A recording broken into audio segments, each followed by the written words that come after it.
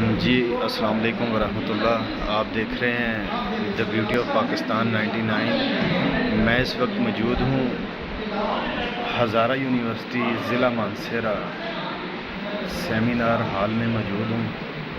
तो लाहौर से 2 दिन के लिए आया था, यहाँ पे सेमिनार था एक, उसके लिए बुलाया गया था। तो मैं सेमिनार हॉल में मौजूद हूँ।